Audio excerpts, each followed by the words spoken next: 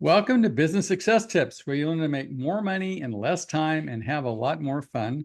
I'm your host, Paul Sanneman, and I am founder of Contractor Staffing Source, where we help contractors build great teams. I have as my guest Anna Anderson from Art Unlimited. I was going through your website and it said in business 40 years. I go, you don't look that old, Anna. So maybe you can give it the backstory of how you guys have been in business 40 years, because that's a long time for marketing company. A lot of these people come and go all the time. So give me a little backstory. How have you been in business so long? Yeah, great question, Paul. So it's a delight to be here. Thanks so much for having me on the podcast. How did we start 40 years ago? My father started the company in 1982. And back then, advertising was very different than it is today, right? So I've Right. grown up in advertising over the years. And I think the key thing is out of all the different advertising options that we've tried and provided for customers, from starting doing signs to silkscreen to um, uh, swag, promotional types of items, and traditional media. There's been books created through the company, all the way to digital. And back in the late 90s, mid 90s, we were creating websites.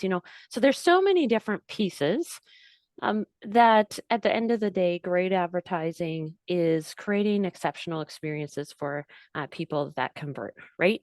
And so when you Right. boil it down to that and you say, what does that look like? That's how we have continued to exist over the last 40 years. And I think has the ability to truly continue to exist when you say that is the core piece. Creating lasting relationships through impactful marketing, there is where we have a winner. Okay. So it's easy to say you've been in this your entire life since you were born, right? In the household for Well, sure, right? yeah, and I think that the one unique thing is growing up, our father was a solo entrepreneur, and when I joined the team, we began to get in the early 2000s. Um, we began to have staff members, but growing up, because there was not any official staff member, people would come and go for just like short projects. It was my sisters and I who would help with some of those different campaigns that needed to be lifted. So, um, growing up in advertising has definitely been a big part of my journey to where we are today. And now transitioning that ownership and now leading the company is uh, it's a delight. So there isn't many people I can ask this question because you've been around it your life. So and now it was we've been through the internet, we've been through cell phones. I've dragged clients through uh, technology their whole life. And when I started, literally they were using pagers, right?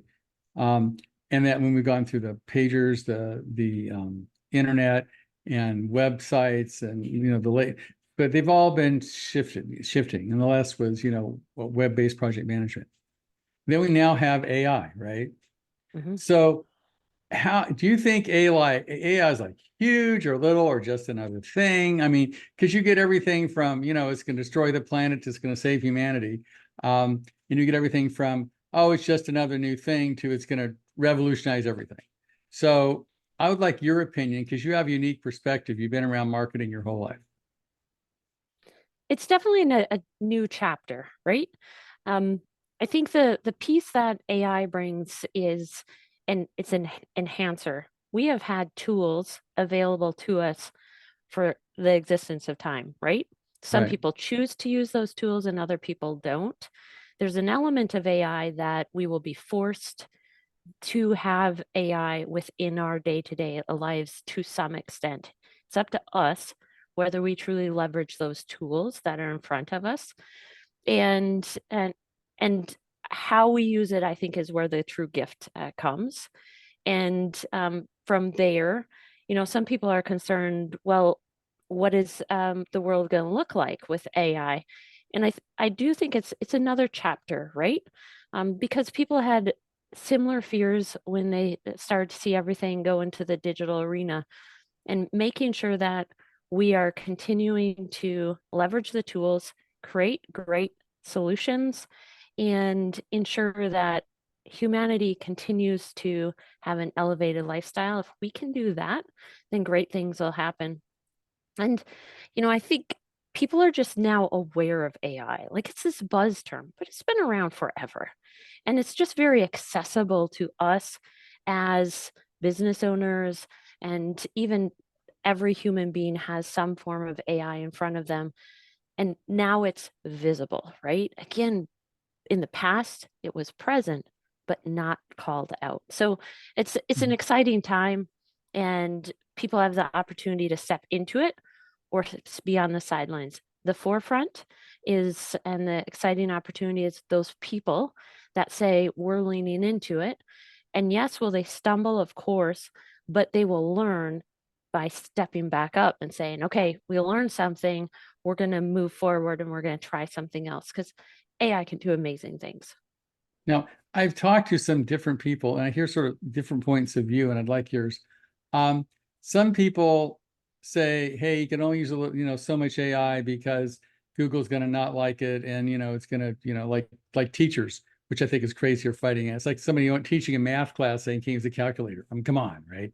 So, but I hear some of that. And the other extreme is, hey, I put everything into ChatGPT or some vault that it uses. It takes everything I've ever done in my life, and reconstitutes it and does all my, Instagram and TikTok, as long as it's still around, and all that other, does all my posts for me. So those are the two extremes. Where do you fit on that continuum? I mean, how much can AI do for you as a marketing company, and also have to affect your clients? So AI is a component of every seat within our company. And I think the balance is leveraging the tool, but validating the result, and making sure that, yes, we're leveraging it from a content perspective, we're leveraging it from a research perspective, we're leveraging it from an A/B testing perspective, but we're not letting it run in its native form. We're constantly giving it guides and prompts, and ensuring that we're in compliance with best practices. So you referenced something regarding content, probably 100% AI generated, and we have search restrictions or rumblings of, hey, continual advancement of 100% AI generated content is going to be a deranker. So, I mean, there's those pieces that are out there. And so our stance is leverage the tool, but don't let it go run again in its native form. Correct it, prompt it, make sure it's organic, it's authentic, the voice is present, human editors and human creators are starting it. AI is the in between, and then the end result is ensured by a human to make sure that that voice is still true. So I think there's ways for it to win. We still have huge opportunities when it comes to some of the graphic pieces, but it's moving fast. Like, we have linguistic opportunities in front of us that one wouldn't have thought 6 months ago could have been possible. I mean, Video editing, all these things. You can like do a video and then you give it a text and it'll do a video of you doing a video. It's like crazy, right? I mean, like, I don't. It's off the charts, right? So I think It's it's all just, what tools are you going to leverage? right. So now this is something I heard from somebody else the other day. Maybe you can validate it or not. That Google, I'm going to say Google AI controls what people buy mostly in this country. I'm just, if anybody wants to buy anything, you go to Google. That's just what you do. And you say, is this a good thing or a bad thing? Or should I find it or should I not find it? So it controls a lot of what people buy, whether it's a contractor or a plumber or whatever. If you're not in the first five, you're probably not. Right? So it's like, so it controls the way America buys stuff. Now, what I see, and tell me I'm wrong or right here, that it's getting smarter. So in the old days, it would just do, you put keywords in it, you'd find out what the keywords were. It was a whole keyword game. It was like, how to sound like Google wants you to sound and have a original website and that kind of thing. Now, somebody told me the other day, if it's true or not, that Google literally, if you don't answer the phone and you're the first five guys on the list, it says this guy didn't answer his phone. Or Correct. it also says we didn't get any positive reviews. We didn't. So it starts to make the footprint bigger. You've got to like be a great human being, and it's better and better at determining, are you really good at what you do, just not how good you are at keywords? Is that accurate? That is correct. Yeah. So it's across the board. It's a very holistic, integrated measurement of your business, how you're running your business, your marketing strategy, your customers' perception of your business, the brand. There's so many different pieces that we say marketing truly is a partnership. It's not a function of an agency anymore. So I think So, that is a true shift. so how do you get, I'm going to call it a bigger footprint for lack of a better term, that, when people go and look for you, that you look like the person or service that that person is looking for? What is all involved in that these days? So here's where I see a lot of contractors look at their marketing and they say, hey, am I first in Google? And that might be the map pack, it might be the search SERP, the positioning underneath the map pack. And I would pump the brakes and say, pause. When you look at your marketing, you measure everything against Google. That is a detriment and a possible huge downfall for your business if you have a rank repositioning, right? Or what happens if Google isn't there one day? Because it could immediately transform. So when you look at expanding your footprint, make sure that you're leveraging multiple forms of marketing. We've been doing a research project for the last 2+ years and breaking down big data into visual reports to be able to look at a comprehensive, very organic marketing strategy that's beyond Google. And I reference an experience where I was recently, a couple of months ago in Ohio. And I think we probably all remember when we've had our cell phone coverage all of a sudden go out. Maybe it's a tower issue or Mhm. an outage. And in those moments, I was oddly enough presenting right then, and the room was like quiet. And they're like, so what happens if? Because I said, anyone have any questions about this section? Well, it wasn't about this, but someone said, so my phone's not working. And I'm like, oh, okay. So what happens when your phone isn't working? You can't go to Google and you can't go to your social media. How do you find a service provider? And that's the power of a very organic marketing strategy where you're looking at a multitude of different channels and you're truly leveraging them. That does have an impact on your Google performance because remember, Google can see almost everything, right? They have the ability through integrated data points to truly measure the absorption of different forms of media and brand awareness, engagement, satisfaction. Those are pieces that Google recognizes, as do other platforms, and thus the largest brands do. It does help you win over time in rank. So that's what I would say when it comes to that piece. Think big, think beyond just Google. So things like being a member of the Chamber of Commerce, the Better Business Bureau, supporting your school's basketball game, all that kind of For stuff sure. actually counts. It does. So here's how you can leverage it. And you're going and you're doing the Chamber of Commerce thing. Every one of those memberships usually has an ability to be listed on the website. So are you actually going through and making sure that any media connection is properly connected to your business's digital experience? If you're in the BNI group, you have your own BNI page, right? That should link back to your website. You think so many people think, well, I'm going to that weekly meeting. Yes and no. There's that connection. There's social posts that usually go out. So when we look at the broader picture, there's a huge opportunity, whether it's a QR code on the banner of the fence at the local softball game that goes to the website or your URL, yeah, or a tracking phone number. There's all kinds of engagement that, yes, through the proper marketing, Google and the platforms can see that and they can see the most engaged with brands. Okay. So all that stuff counts. It's just not, I It guess in the does. old days thought it was a keyword game with algorithms. Now it's getting way smarter. So you actually have to be a participant in the community, for lack of a better term, right? Yeah, I think it's they are the power of links are decreasing and the power of the brand is accelerating. And so I Can think you that's explain one that in of a the, little more detail? What is brand yeah. versus links? So brand references that are in a digital form, brand relevance to the category that your business serves is also a key component.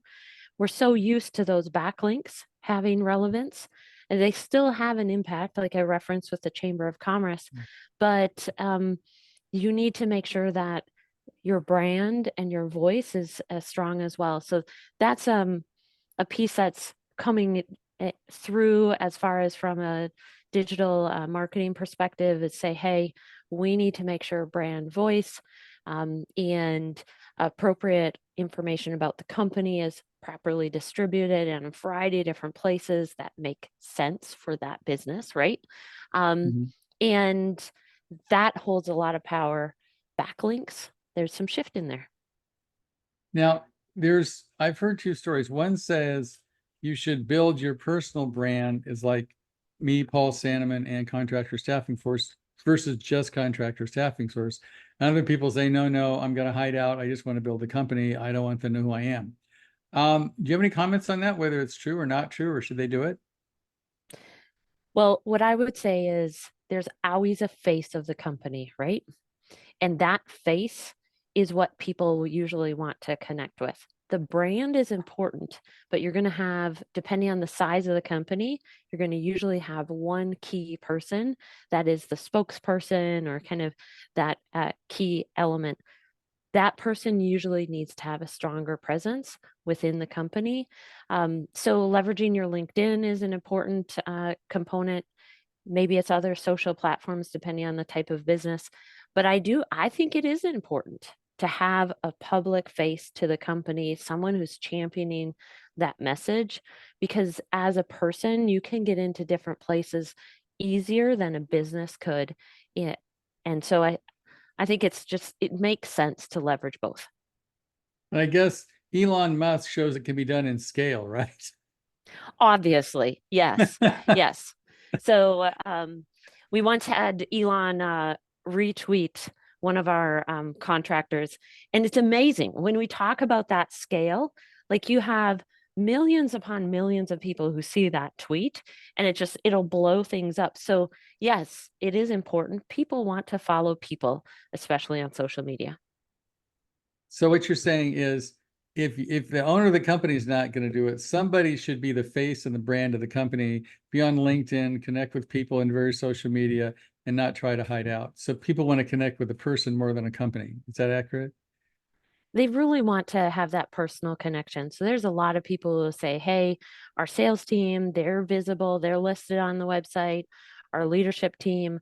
But so I feel those people are important. Anytime you do a social post with people included in it, you're going to see an elevated engagement rate. So, I mean, those are the data points that prove time and time again that yes, make sure your Well, people it's are sort of visible. like General Motors versus, I don't, like Tesla. I mean, who knows when he's running General Motors, right? I mean, or for the government, they're like the faceless corporate America, right?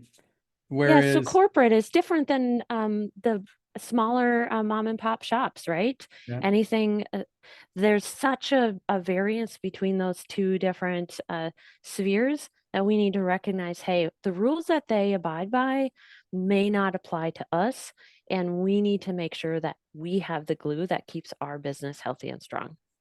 right. So especially in a smaller market, I mean, you're not doing the whole country. If you're just doing, a town or city, whatever, who you are is not is sort of as important as your company. I mean, the face of the company is something that you can promote and become a known entity in that community. Is that accurate? 100% accurate. Yes. Okay, so you can talk, you can do, like various kinds of talks or whatever. You become sort of like the trusted advisor in that particular niche, right?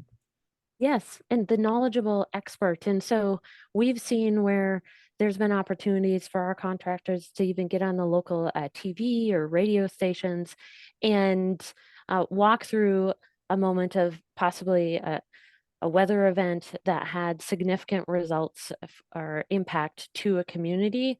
Mhm. they're able to talk through, here's what's going to happen and here's what you need to watch out for when it comes to working with a reputable contractor.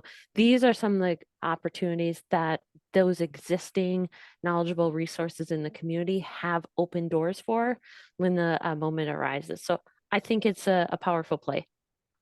So now, Anna, would you say that it's important for a person to, well, as you said, one's be visible, and secondly, how important is it to be current, like on your Google reviews and that kind of stuff? Because what happens sometimes is you look on a company's Google reviews and they're all like 5 years old. Does that hurt? Yeah. So the relevance or the frequency, I apologize, of the reviews is critical to your Google algorithm. And so what we see is companies that maybe had multiple 5-star reviews that are dated have a hard time keeping up with those stronger companies that have current reviews coming in, even though maybe they have a larger quantity from, like, I'm going to use your reference of 5 years ago. The algorithm is going to want reviews that are coming in at a frequency that is more relevant to the user who's searching at that point of time, right? So Okay. that's where you'll see a company that has 500 reviews from 5 years ago is maybe ranked 20, 30, 40 positions down. And this company that's has reviews coming in every couple of days is up towards the top. Location to proximity of search is also a key component, but you nailed it. Things you can control is answering the phones. Then we have the review frequency.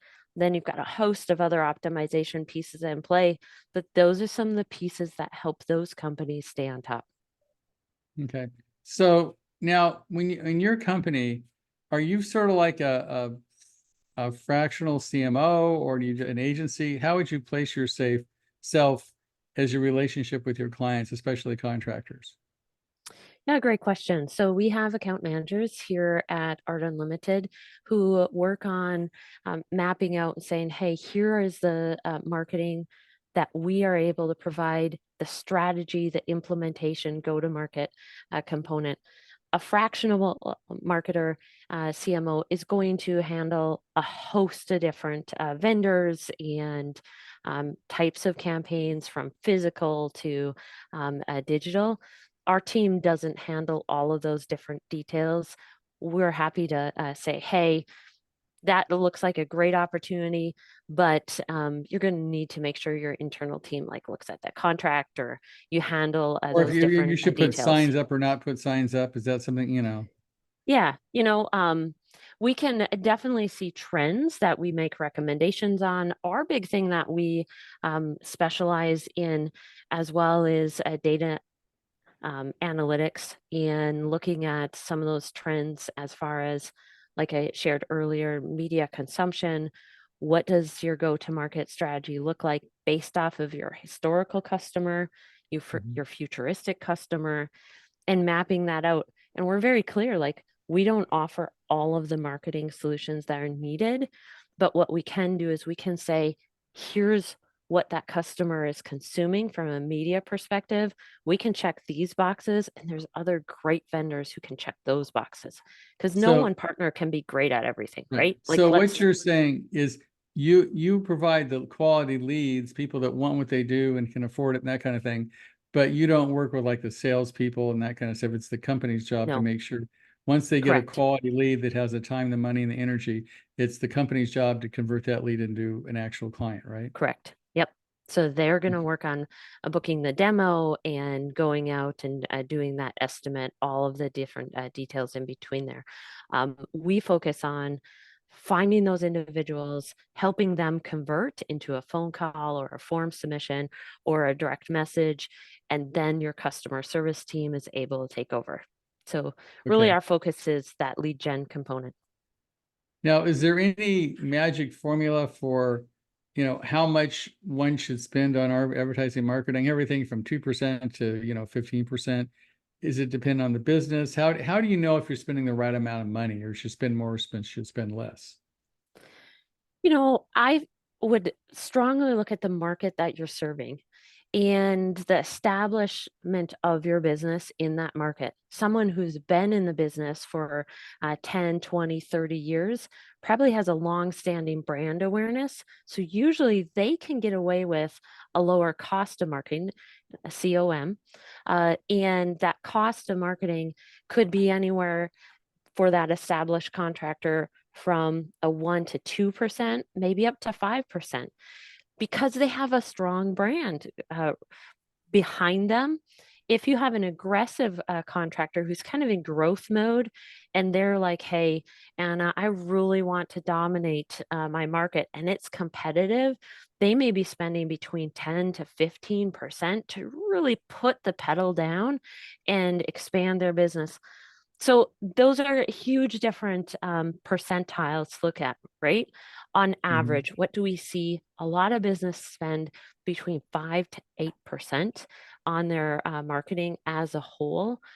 And I also look at when you're looking at your marketing, don't just do blanket marketing, but be very specific about where does that customer live, work, and play, and make sure that your marketing dollars are doubled down in those areas to achieve true success.